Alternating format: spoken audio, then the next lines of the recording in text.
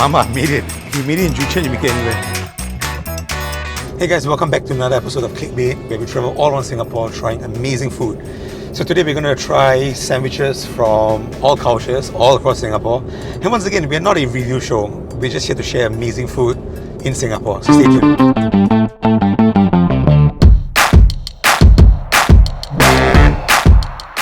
Hey guys, so we are at Springleaf Prata right now, and we're here with the owner, Guna. So since we're here to try your Roti John, right, can you just explain the inspiration? Like, how is it different versus other Roti Johns, and what's the Springleaf way of doing it? If you order a mutton Roti John, we add mutton gravy into the mix. For like chicken, we add chicken gravy into the mix. Right. So there's egg, your onions, your standard things, and then when we beat it up, we also add gravy in it.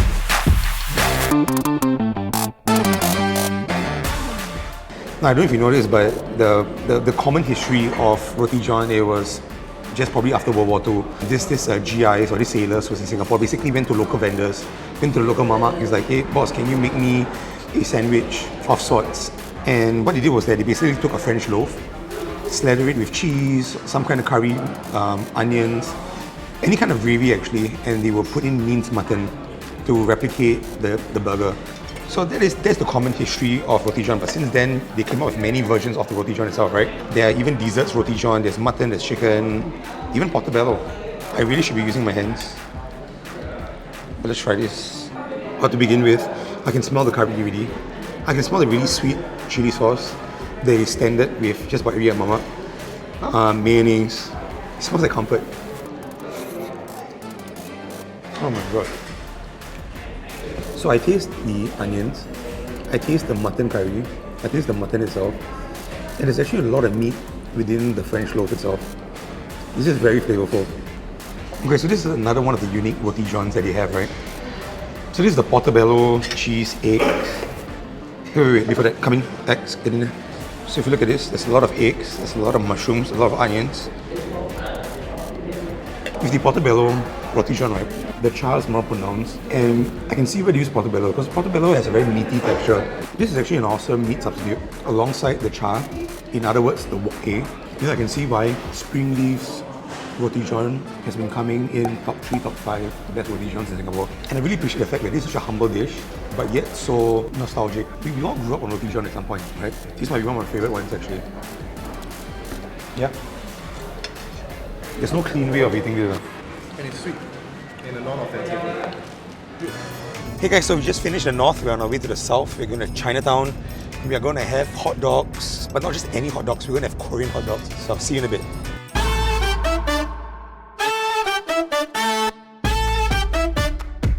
안녕하세요. 안녕하세요. Can I get the chili dog as well as the kimchi dog?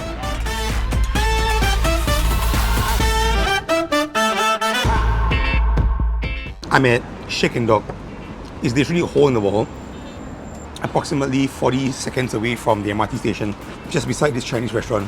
As I mentioned, right, the story here is fairly unique. So these are Korean hot dogs. The family has been around for maybe 13 years. So they started off as just a regular mom and pop shop. They've developed like a cult following within the area itself. But based on what, right? Based on these hot dogs that you see before me. So all of the hot dogs are priced below $10. And if you look at the amount of value that comes with these hot dogs is below $10. It's amazing value. Some of you may be wondering, right, are hot dogs a sandwich or not?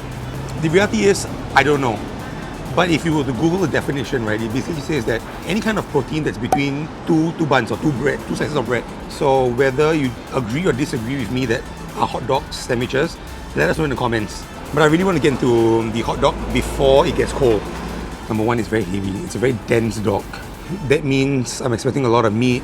So if you look at the amount of protein, right, and cheese,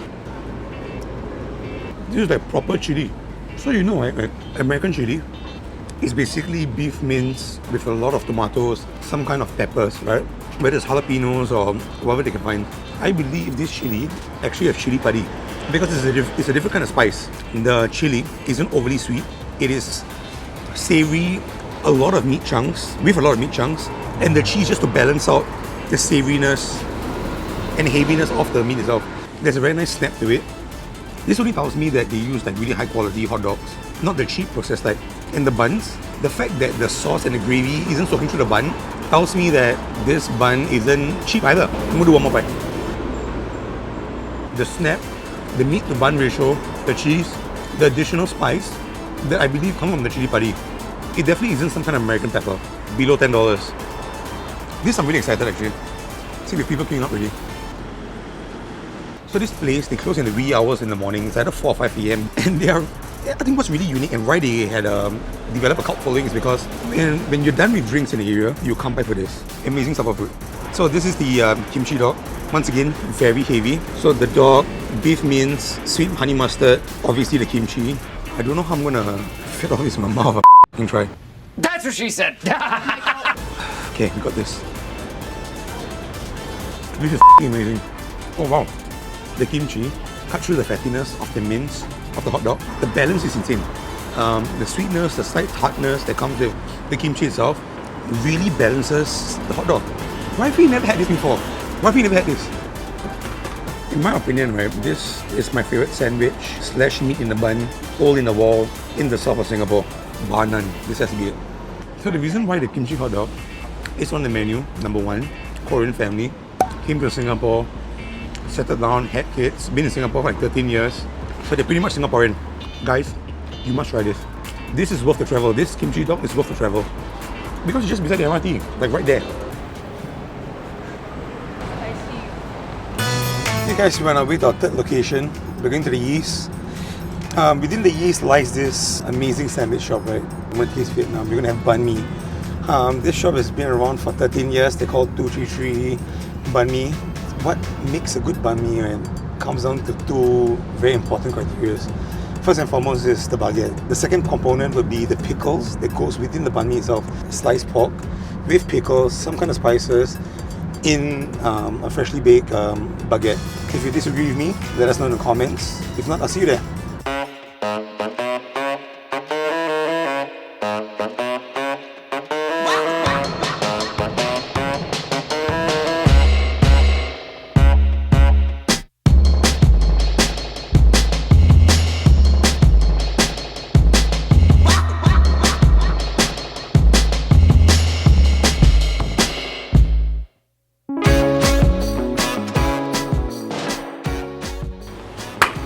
Alright guys, so we're in Katong. We're in the heart of Katong. We're actually in Joo Chiat. And we were looking for sandwiches. So this banh mi store came up. And the reason why it came up because this was voted one of the best sandwiches in the area, in the east. It's called 233 Banh Mi. But they're located at 216 Joo Chiat Road. Why? No one knows. But all that matters is that the banh mi here is f***ing dope. When we actually showed up today, at about in the early afternoon, they were actually sold out. If you are in the area, do come by before they sell out. So the reason why they sell out fast is because, well, number one, everything here is done fresh. So when they run out of their fresh produce, they would stop selling for the day. Oof. Okay, first things first, it smells dope. I'm gonna dig into the first banh mi. This is the pork banh mi, which is actually their famous one, aka the Cao Pai Cai. So let's get into this. I don't even know what to say. Oh wow. So I get why they sell out fast, right? So first and foremost, this pork is tender. The skin has so much flavor. You know, most of the banh mi stores I go to, right, they will serve like slithers of pork. This is a chunk. It's like, it's dense. It's mad. So we need banh mi, there's cilantro, chili padi, pork floss, ham, and really thick slices of pork. As I say guys, this isn't the thin kind of pork. This is actual chunks. They slice it down and you can taste the flavor of the pork itself, of the marinade. You know, with every good sandwich, the meat to bun ratio is important. The right amount of meat versus the right amount of buns. They got it right. They definitely did. Man, this is very good. This is really very good. Okay, but we have to save space. So this is the beef, right? Oh my god. This is beef salad. So guys, look at this, right? The amount of meat, man. This quality, this how much it is, like $5.50. $5.50 for that much meat. I'm going to move on to something a bit more unique. The tuna banh mi. To be honest, I've never had tuna banh mi. I don't know why I've never had tuna banh mi. And the bread is perfect, you know. Baguettes like this isn't very hard. It doesn't scrape the top of your mouth. It leaves so much space for the fillings. Okay, the last one, chicken pâté. I'm actually quite excited about this because I actually love chicken pâté or any kind of pâté. So, in the chicken pâté, there's actual pâté itself. There's shredded chicken, the usual pickles, green onions, green chilies. It smells amazing actually. Oh wow, the pâté is insane. You should see, pâté is like one of those humble food, right? Pâté basically means using chicken or any kind of liver other than goose. You work at it, put some cream, put some spices in there, make it your own. It's such a humble dish, but it has so much flavor. And the fact that this is in a banh mi, I will come back for this. So Venus coffee is like, if you haven't had it, you should. Think of like kopi kao, but with like the proper coffee beans. Like the flavor, the aroma of the coffee beans is really pronounced. It is not the acidic type of coffee. Lastly, right, 233 Banh Mi, they run a weekly special. Every Saturday, they will have like a Vietnamese beef stew or some kind of curry. According to boss, you should like pre-order, especially the beef stew. In order to find out, go to the social media. We will link it somewhere. That along the fact that their banh mi sells out just after lunch. In terms of flavor, it's definitely there. More importantly, right, there's a lot of thought process that goes into the banh mi itself. The fact that the buns are fresh, they make it fresh. The produce are fresh, and when they sell out, they don't even bother restocking. They know that, you know what, the day has been made. It's in my opinion, right, that this has to be the best Vietnamese sandwich in the East. Extra. The pork's my favorite. Hey guys, so we're on the way to the best right now. I'm really excited because we're actually going to NTU. I didn't even know they had like a specialist sandwich shop within NTU itself. They're called the Sandwich Guys. This is the last stop. Let's go.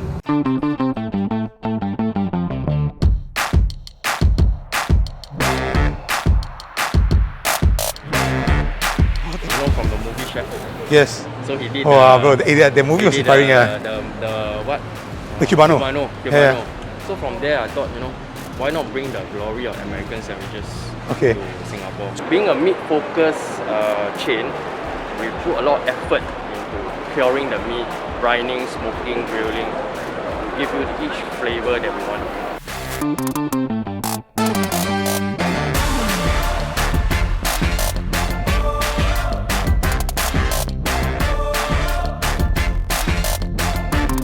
I've got 3 sandwiches. I think the first thing that surprises me, right, my first impression of this sandwich is it's very hefty, and that to me communicates value. So the first one I'm going to dig into is the Cubano. It's oozing, It's oozing. The drippings taste amazing. Okay, so we're having the Cubano right now. This Cubano, number one, very heavy. I see ham, I see a pork ruler, I see cheese on some kind of ciabatta. Amazing. The first point I want to make is the meat to bun ratio is legit for its price point. So this is like what, $5. It's fresh. There's a bit of acidity. I think there's some kind of citrus sauce. There's dill, there's fennel within the ciabatta itself. There's a tremendous amount of meat within the sandwich. It's legit. This is the Philly Cheesesteak. Oh, it's really heavy. I think he mentioned it was a sirloin steak, and it's not like thinly sliced. It's almost like maybe 1 cm. 1 cm and a half. I see jalapenos, I see pickles. Okay, let's try the protein on its own. Oh my gosh. This is like a proper cheesesteak, So it's called cheesesteak, right? It's not called a beef sandwich because it's actually steak. It's mad. I'm going to go into the pulled pork now. The meat to bun ratio is insane. Once again, very heavy sandwich. And it's pulled pork. Oh, it's going to be a little bit messy. There's an insane amount of meat. This has to be at least 150, maybe 200 grams of pulled pork. I love my job. I'm a bit lost for words right now. When I think pulled pork sandwiches, right, or pulled pork burgers, or anything pulled pork, I'm always very cautious because barbecue sauce in itself is slightly sweeter. And the fact that you drench it in barbecue sauce, my natural assumption would be, this would be a very sweet sandwich. This isn't overly sweet. There's a subtle sweetness, but I think more than anything, there is a lot of depth within this sandwich itself. The bread is toasted perfectly. It is an even spread of crust, of char. Let me get out of the way. God damn. You get the pickles. Hey guys, if you like this episode, don't forget to like, subscribe, and share this with your friends. And for bite-sized content, do look us up on TikTok and Instagram. See you guys next week. Come, don't be shy, you YouTuber. Can't be shy. No, I said I can't believe that they wanted a photo with me. Mama, I've made it.